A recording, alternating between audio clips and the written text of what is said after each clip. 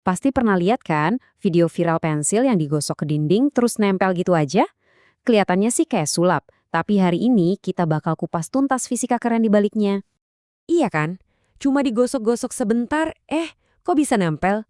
Banyak banget yang ngira ini sulap atau trik kamera. Tapi sebenarnya ini murni fisika loh. Yuk kita selami bareng-bareng gimana cara kerjanya.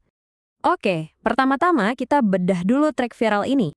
Jadi yang terjadi itu simpel banget. Cuma ambil pensil, gosokin kencang ke dinding yang dicat, dan dia nempel. Nempelnya itu kayak cicak atau laba-laba, melawan gravitasi. Nah, karena kelihatannya mustahil, wajar aja kalau semua orang jadi penasaran. Gimana caranya? Nah, tebakan pertama yang paling umum, dan mungkin Anda juga mikir hal yang sama, adalah listrik statis.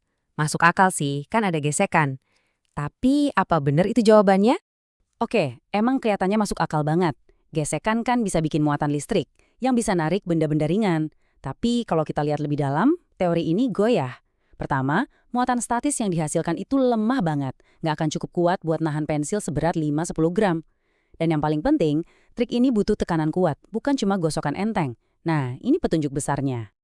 Kalau gitu, setelah kita singkirkan listrik statis sebagai tersangka, siapa dong pelaku sebenarnya? Nah, ternyata ada dua dalang di balik semua ini. Yang pertama, tentu saja, gesekan. Dalam kasus ini, saat kita gosok pensil ke dinding dengan kencang, energi dari gerakan itu nggak hilang gitu aja. Dia berubah jadi panas. Dan panasnya ini sangat terkonsentrasi di titik kontak antara pensil dan dinding. Nah, sekarang kita masuk ke bagian yang paling seru, sains di balik kelengketannya. Panas yang dihasilkan gesekan tadi itu kuncinya. Panas ini bakal bikin sesuatu jadi lunak, jadi lengket. Tapi apa yang melunak? Jawabannya ada di catnya. Gini, sebagian besar cat dinding modern dan juga pernis di pensil itu terbuat dari bahan yang namanya termoplastik. Apa itu termoplastik? Sederhananya, ini adalah jenis plastik yang jadi lembek dan lunak kalau dipanaskan, tapi bakal mengeras lagi begitu suhunya turun. Sifat inilah yang jadi kunci dari keseluruhan trik ini. Jadi, kalau kita rangkum, prosesnya itu ada 4 langkah cepat. Pertama, kita gosok pensilnya, ini menciptakan gesekan yang intens. Kedua, gesekan itu menghasilkan panas yang tinggi. Ketiga, nah ini intinya, panas itu bikin lapisan cat di dinding dan pernis di pensil meleleh sedikit. Terakhir, saat kedua permukaan yang lembek ini bersentuhan, mereka saling mengunci. Begitu kita berhenti, suhunya turun dan mereka mengeras bareng. Semuanya terjadi dalam hitungan detik. Bisa dibilang, kita itu kayak lagi bikin lem super dadakan. Kita melelehkan sedikit permukaan cat dan pernis, lalu menyatukannya. Ini mirip banget sama proses pengelasan mikro. Keren kan? Tapi tunggu dulu, ternyata nggak semua benda bisa ditempelin ke dinding kayak gini. Jenis materialnya itu ngaruh banget. Coba deh lihat perbandingan ini. Pensil yang dipernis, jelas bisa. Kepala charger plastik, wah ini malah lebih jago lagi. Nah, gimana kalau benda dari logam? Misalnya kunci. Hampir mustahil. Kenapa? Karena logam itu konduktor panas yang baik banget.